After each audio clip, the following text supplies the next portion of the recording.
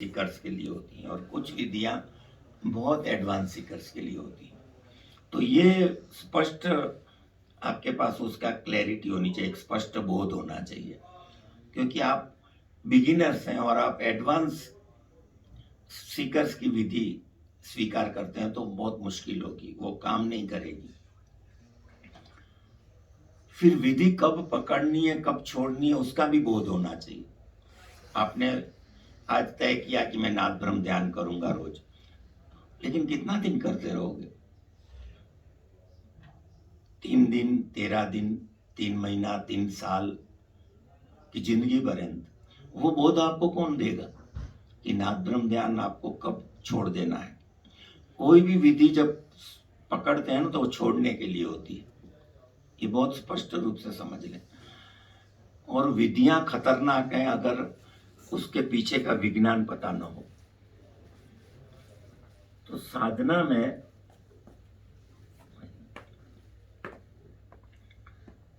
4 खतरे हैं। मैं आपको डराने के लिए नहीं कहता हूं, सावचेत करने के लिए कहता हूं कि साधना में 4 प्रकार के खतरे हैं। पहला खतरा है आप अटक जाते हो, दूसरा है आप भटक जाते हो, तीसरा है आप लटक जाते हो और चौथा है आप छिटक जाते हो। अटक जाने का अर्थ है आप एक विधि के साथ बंध गए और अटक गए वहीं। कई लोग डायनेमिक में अटके हुए हैं, 40 साल से डायनेमिक कर रहे हैं, तो ये गलत है। डायनेमिक ध्यान इज फॉर बिगिनर्स। ये साधना के प्रारंभ की विधि है जो ध्यान का प्लेटफॉर्म तैयार करता है। अभी आप कहेंगे फिर एडवांस विधि कौन सी है? एडवांस सीकर्स की तो वो विधि है कि आप रात को अंतिम विचार को पकड़ने की कोशिश करो और सुबह जब आपकी आंख खुलती है तो पहला विचार आप क्या करते हो उसको पकड़ने की कोशिश करो। तो ये है एडवांस ध्यान, जो बहुत कठिन है। अगर वो सद गया तो आपको और कोई विधि जीवन में करने की आवश्यकता नहीं, इतनी पावरफुल विधि है। लेकिन आज जो व्यक्ति सत्य की खोज में या ओशो से जुड़ता है वो सीधा इससे शुरू नहीं कर सकता है। वैसे प्रवचनों में भी आप सीधा अष्टावक्र से शुरू नहीं कर सकते हो, तो सब ऊपर से जाएगा। अष्टावक्र कहते हैं अभी घोषणा कर दो कि तुम बुद्ध हो, तो आप कर दोगे तो आप बुद्धू के बुद्धू ही रहोगे। वो तो जनक जैसा श्रोता है, शिष्य है, तो उसको कहा जा सकता है कि इसी क्षण तू घोषणा करके तू बुद्ध है।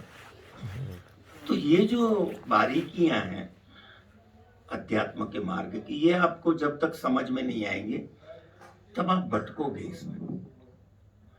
एक तो विधि में आदमी अटक जाता है, तो बोध होना चाहिए कि विधि कब पकड़नी है कब छोड़नी है, कितने समय के लिए पकड़नी है और कितने समय के बाद छोड़ देनी है।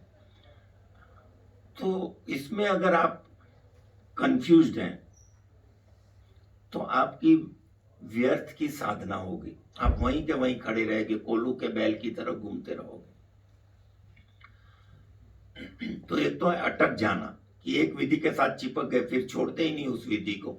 उस विधि से आप जूस निकाल दो, रस निकाल दो, उसका जो लाभ है वो ले लो, फिर उससे अपर ग्रेड की विधि में जाओ, फिर उससे अपर ग्रेड की विधि में जाओ। तो उसमें भी हायरार्की है, ठीक है।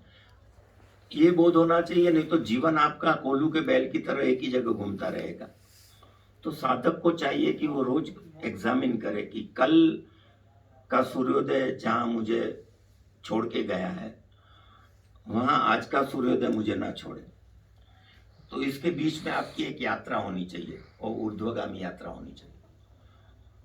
तो साधक को रोज अपने को चेक करना है कि क्या मेरे जीवन में रोज आनंद बढ़ रहा है, मौन बढ़ रहा है, शांति बढ़ रही है, क्लैरिटी बढ़ रही है, मैच्योरिटी बढ़ रही है, ट्रांसपेरेंसी बढ़ रही है। अगर आपको लगता है कि नहीं मैं तो कल जैसा जी रहा था ऐसा ही आज जी रहा हूं, तो आपको ज़ेन स्टिक की जरूरत है, ठीक है। तो अटक मत जाए विधि के साथ, विधि पकड़ो फिर छोड़ दो। तो उसके लिए मोटे हिसाब से जनरलाइज मैं कहूं तो कम से कम 21 दिन तक कोई भी विधि को टोटालिटी से करो और फिर अपने को पूछो कि ये विधि मुझे सूट होती है कि नहीं होती है। अगर लगता है कि सूट नहीं हो रही है किसी को पूछने की भी आवश्यकता नहीं, आपको खुद पता चल जाएगा कि ये विधि मुझे क्लिक करती है नहीं करती है। ठीक है, 21 दिन तक तो करना ही करना है विधि को, फिर 22वें दिन पूछ लो अपने को कि कुछ फर्क दिया ये विधि के पहले में क्या था और अब 21 दिन के बाद इस विधि को करने के बाद में क्या हो गया। अगर लगे वैसा का वैसा हूं तो वो विधि आपके लिए नहीं है। अगर लगे कि हाँ कुछ पाया है तो फिर उसको कम से कम 3 महीना करो। ठीक है, फिर कंटिन्यू मत करो उसको, फिर वो आदत हो जाती है। अब एक विधि को करते ही रहते हो तो वो आदत का हिस्सा हो जाएगी। जहां आदत है वहां ध्यान नहीं है। Where there is a habit there is no meditation. तो फिर 2-3 दिन का गैप ले लो, इंटरवल ले लो, ब्रेक ले लो, फिर वापस जुड़ सकते हो इस विधि के साथ। तो हमेशा चौकन्ने रहो कि जो विधि मैं कर रहा हूं उससे मेरा ग्रोथ हो रहा है, क्लैरिटी बढ़ रही है। जब लगे कि नहीं अभी विधि मैकेनिकल हो गई, यंत्रवत हो गई है, रूटीन में आ गई है, उससे मेरा ग्रोथ नहीं हो रहा है, तो फिर उस विधि को तुरंत छोड़ देना चाहिए। तो अटकना नहीं है, फिर भटकना नहीं है। विधियों इतनी सारी हैं, अभी मैंने कहा 3000 विधियां हैं। तो ये जंगल है जैसे, और आप उसमें अपनी बगडंडी खो देते हो, घुसते तो बाहर नहीं निकल पाते हो। विधियों में भी भटकने के चांस है, तो भटकना नहीं है, उसमें क्लैरिटी होनी चाहिए कि एक विधि को ही पकड़ो। हमें लोभ होता है उसमें भी, सिर्फ धन का लोभ नहीं होता है, विधियों का भी लोभ होता है। तो एक मजाक है कि नया मुसलमान है, वो 5 बार से ज्यादा नमाज पढ़ता है। 5 बार नमाज पढ़ना ही काफी है, 6-7 बार पढ़ने की आवश्यकता नहीं है। तो नए मित्र जो शुरू में आते हैं वो ध्यान पे टूट पड़ते हैं, ओवरडोज हो जाता है। तो कोई भी दवा जैसे आप लेते हैं तो मात्रा का ध्यान होता है, प्रिस्क्रिप्शन। तो विधियों के साथ भी आपको बहुत चौकन्ना